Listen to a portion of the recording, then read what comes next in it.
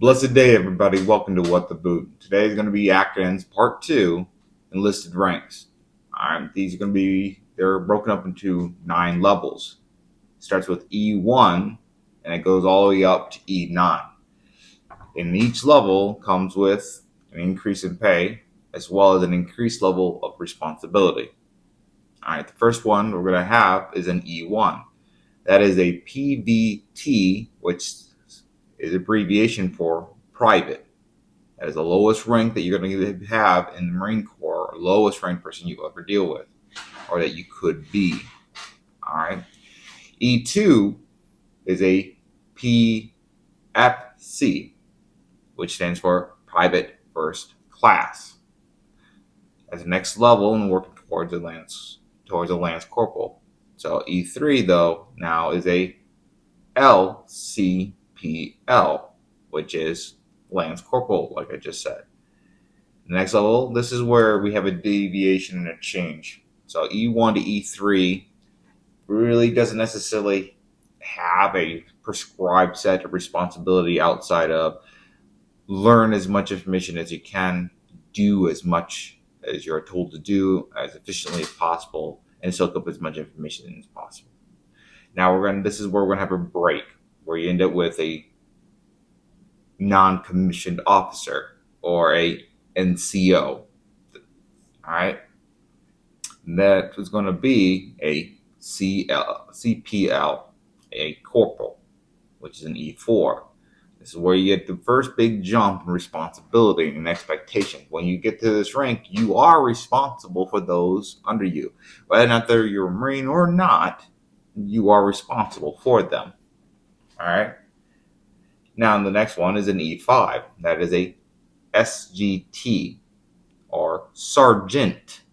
Now, in the Marine Corps, Sergeant has a particularly special kind of position. All right. You are kind of a bridge between the lower enlisted and the upper echelon enlisted, and as well as don't ever call a Marine sergeant a sarge, or hey, what's up, Sarge, or yo, Sarge. Don't do that. The one they're gonna have an aneurysm, and you might run into one of those sergeants who would just rather just sock you in the face and be done with it. All right. So in the Marine Corps, it's much more considered very disrespectful. So you will always say sergeant. All right. Later on in other videos, we'll go into more depth of each rank. Next level is an E6. Now, this is where we're going to have another jump of areas of responsibility. It's going to be an SSGT, or Staff Sergeant. And this is where you're going to end up being more like the platoon sergeants and other administrative positions. Now, it means they still can do stuff, but you got a lot more admin to do. And so you kind of have a bridge. Whereas Lance Corporal going to Corporal is a big jump. Going from Sergeant to Staff Sergeant is another big jump. All right. Big jump in responsibilities and expectations, as well as a sizable jump in responsibilities. In regards to the next level, it is an E7, which is a Gunnery Sergeant. All right. They have a lot of responsibility, all the way from supply to coordination to organizing training. There is a wide variety in regards to responsibilities for gunnery sergeants.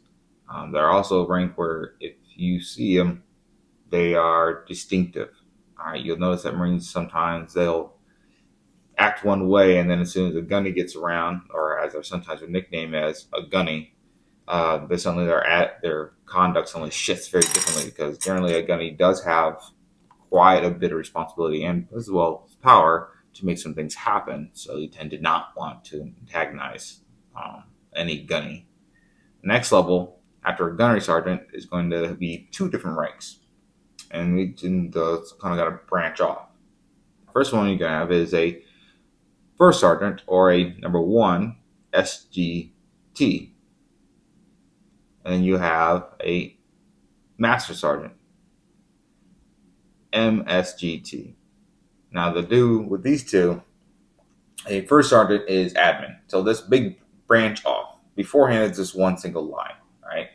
And then after that, there's a branch off. Now, first sergeant, he's more concerned with administrative your NJP, your awards, how you look in your uniform, how clean your uniform is, how you conduct yourself, the discipline in the unit. Now, sergeant, yeah, he cares or she cares, but they're more interested in, hey, are you doing your training? Or how's the training program working? Or how's this getting done? They're field specialized. They're much more field specialized in what they're doing. There's sometimes a consideration in the Corps. It says a mass sergeant can do a first sergeant's job, but a first sergeant can't do a mass sergeant's job. And that's because, in regards to that, a mass sergeant actually has to be a specialist in the field because they are advising the higher ranks of the officers as well as higher enlisted on the field specialty. Whereas first sergeant, how to do a ceremony, how to do drill, how to wear your uniform, how to inspect uniforms, the order and discipline and administrating of a unit. That is what they're specialized in. All right. Now, the next level, which is going to be an E9, which is a continuation of the mass sergeant and the first sergeant, is going to be the MGY SGT on this side, which is a master gunnery sergeant, which is a continuation of the master sergeant. And then you have the sergeant major. Now, this one's going to be the more famous one. You always hear about sergeant majors, all right? Or the SGT MAJ, master sergeant. All right, they are responsible for being the next to the commanding officer and giving the advice to that commanding officer. They come from the first sergeant line. All right, you're always going to see a commanding officer will always have a enlisted member who will always be attached to him and will always be there to advise them based off of the enlisted perspective and experience, which is what makes the Marine Corps a little bit different from the other branches because the enlisted have. You'll see a lot of similarities. But what I mean that there's differences. If you go around in other nations, they don't always have the officer corps and the enlisted corps are two different things. In the Marine Corps, that's very much stressed upon, in which you want the officers to have or need or utilize that experience from the enlisted side to give that counsel and to give that experience in that field so as to so that the officer can make the most informed decision. Now there is one more, which is not really it's not E10. It's a one individual. There's always one, and there will always be one, and there can only be one.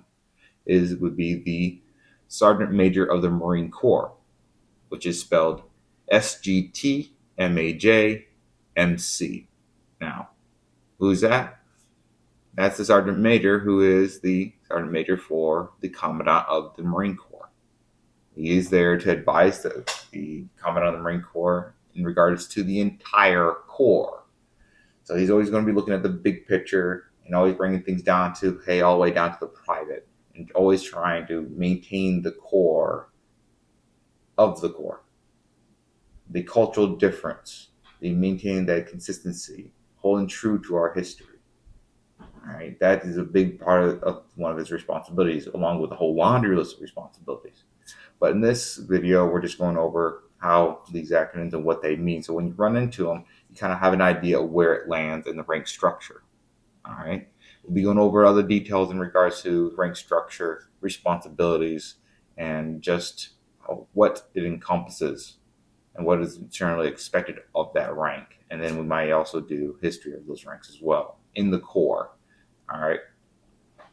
Now that concludes this video for tonight. Thank you for being here. If you like this video, leave a like. If you have any questions or inquiries or anything in particular, leave it down in the comment section so that I can look that up and give you an answer to that or any kind of questions that you may have that's running around your brain. All right. Y'all have a blessed evening.